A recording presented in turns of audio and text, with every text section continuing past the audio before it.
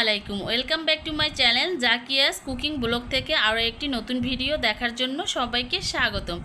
আজকে আমি বানাচ্ছি একদম ভিন্ন ধর্মীয় মজাদার আর ধামাকা একটা আইটেম, বাঁধাকপি আর শুটকি দিয়ে স্পেশাল মিক্স ভর্তা।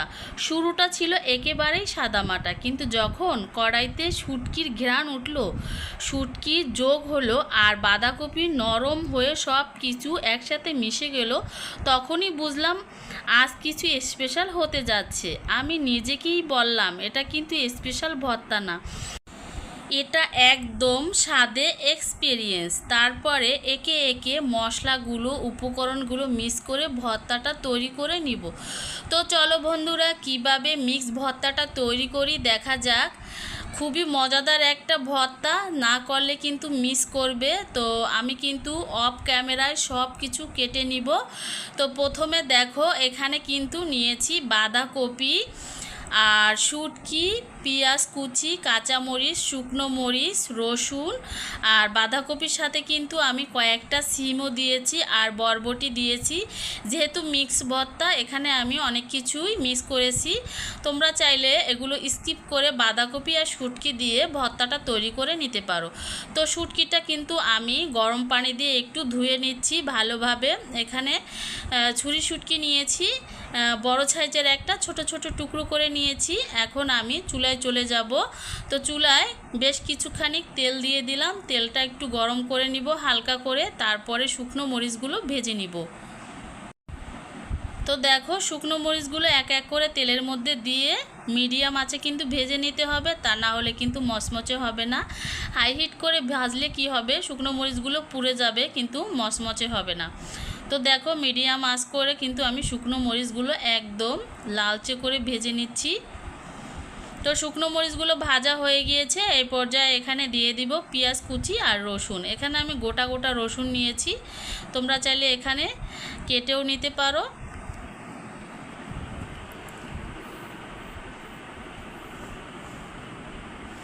তারপরে একে একে মশলা, পেঁয়াজ, কাঁচা মরিচ দিয়ে সব কিছু একসাথে মিক্স করে ভেজে নিব।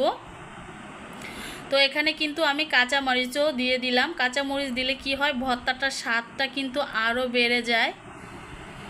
তো তোমরা যে যেরকম ঝাল খেতে পছন্দ করো এখানে ঝাল অ্যাড করে নিতে পারো। আর ভর্তা মানেই কিন্তু ঝাল, ঝাল আর লবণ এগুলো না হলে কিন্তু ভর্তাটা মজার হয় না।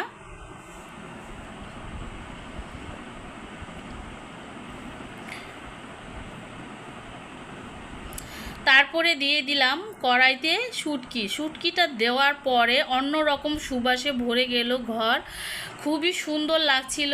আর এখানে অল্প কিছু পরিমাণে 1 টেবিল চামচের মতো পানি দিয়ে দিলাম। পানিটা দেওয়ার পরে কিন্তু এগুলো ভালোভাবে কষিয়ে নিব, একদম ভাজা ভাজা করে নিব।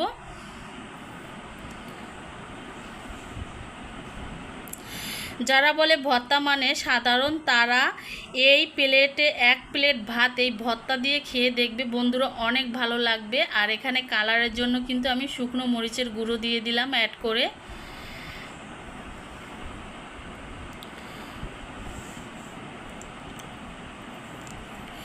এরকম ভর্তা দিয়ে গরম গরম ভাতের সাথে 1 প্লেট ভাত অনায়াসে খাওয়া যাবে। আর যাদের মুখে রুচি নেয় তারা এরকম ভর্তা তৈরি করে খেয়ে দেখো বন্ধুরা, অনেক অনেক ভালো লাগবে। তো দেখো, আমার কিন্তু ভাজা হয়ে গিয়েছে সবগুলো উপকরণ, এখন আমি তুলে নিচ্ছি। আর এখন এগুলো এটার মধ্যে দিয়ে দিব, কড়াইয়ের মধ্যে বাঁধাকপি যেগুলো কেটে রেখেছিলাম নর্মাল পানি দিয়ে সুন্দর করে ধুয়ে, এখন আমি এগুলোকে সিদ্ধ করে নিব।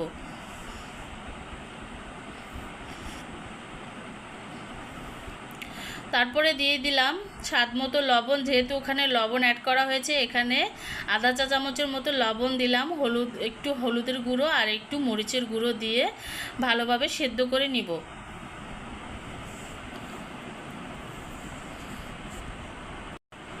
তারপরে ঢাকনা দিয়ে ঢেকে দিতে হবে, বেশ খানিক সময় নিয়ে জাল করে নিতে হবে যাতে বাঁধাকপি, সিম, বরবটি সেদ্ধ হয়ে যায়।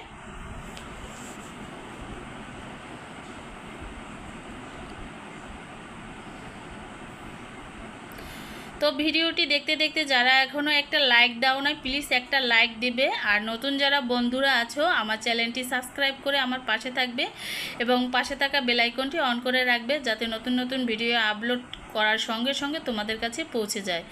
আর খুব সুন্দর করে একটা কমেন্ট রেখে যাবে, আমি অবশ্যই কমেন্ট ধরে তোমাদের চ্যানেলে ঘুরে আসব। তো দেখো সেদ্ধ হয়ে গিয়েছে, শেষ পর্যায়ে গিয়ে এখানে 1 চা চামচের মতো তেল দিয়ে একটু আবারও নাড়াচাড়া দিয়ে জাল করে নিতে হবে। তো দেখো বাঁধাকপিটা কিন্তু একদম লালচে করে আমি ভেজে নিয়েছি, আর এটা কিন্তু সম্পূর্ণ সেদ্ধ হয়ে গিয়েছে। এখন আমি নামিয়ে নিলাম। আর যে শুকনো মরিচগুলো আমি নিয়েছিলাম এগুলো কিন্তু আমি একটু হাতে ডলে নিচ্ছি, একটু লবণ দিয়ে ডলে নিচ্ছি, একদম গুঁড়ো গুঁড়ো করে নিব।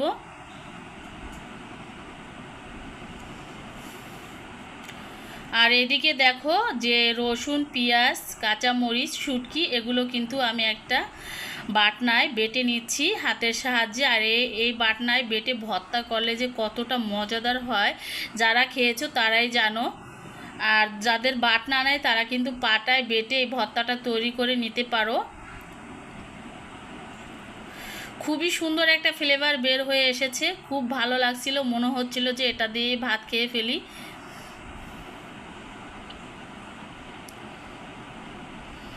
একদম শুটকিগুলো কিন্তু ফিনিশ হয়ে যাচ্ছে, যেহেতু সেদ্ধ হয়ে গেছে শুটকিগুলো।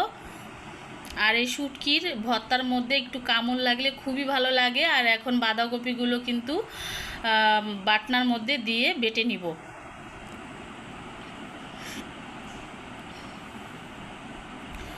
তো সবগুলো উপকরণ কিন্তু ভালোভাবে মিক্স করে বাটনার মধ্যে বেটে নিতে হবে।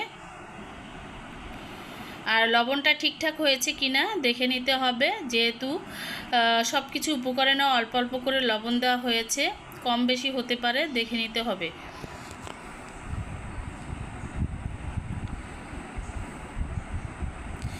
ভর্তাটা কিন্তু আমি ওরকম ফিনিশ করে করব না, হালকা হালকা ফিনিশ করব, যাতে ভাতের সাথে কামড় লাগলে খুবই ভালো লাগে। তো দেখো ভর্তাটা কিন্তু তৈরি হয়ে গিয়েছে, উপরে শুকনো মরিচের গুঁড়ো ছিটিয়ে হাত দিয়ে মিক্স করে নিব।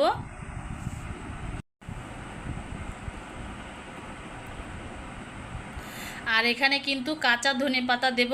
কাঁচা ধনেপাতা দেওয়ার কারণে কিন্তু ভর্তার খুবই সুন্দর একটা ফ্লেভার বের হবে, আর খেতে এতটা যে মজাদার হবে, যে খাবে সেই বুঝবে। তো দেখো আমি ধনেপাতাগুলো কিন্তু একদম কুচি কুচি করে কেটে নিচ্ছি।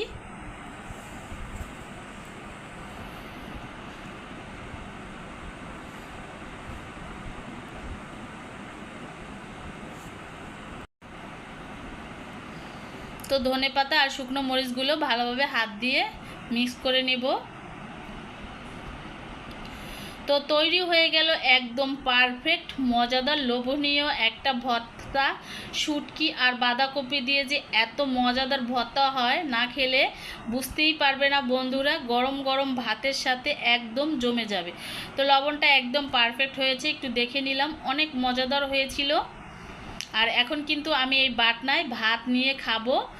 আর এর মধ্যে কিন্তু একটু সরিষার তেল, এক টুকরো লেবু সাথে রাখলে কাঁচা মরিচ একবারে পারফেক্ট হয়ে যাবে। তো গরম গরম ভাতের সাথে কিন্তু আমি বাটনার মধ্যে নিয়ে তোমাদের সাথে একটু শেয়ার করলাম। খাওয়াটা অনেক ভালো লেগেছিল। তো দেখেই বুঝতে পেরেছো কতটা যে লোভনীয় হয়েছে ভর্তাটা।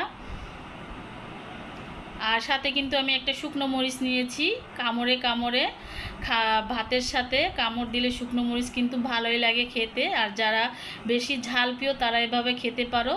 তো আমার ভর্তার রেসিপিটা কেমন হয়েছে অবশ্যই অবশ্যই জানাবে কমেন্টের মাধ্যমে। আর এরকম নতুন নতুন রেসিপি পেতে অবশ্যই আমার চ্যানেলটি সাবস্ক্রাইব করে আমার পাশে থাকবে। আজ এই পর্যন্তই, সবাই ভালো থাকো, সুস্থ থাকো এই কামনা করি। আল্লাহ হাফেজ, আসসালামু আলাইকুম।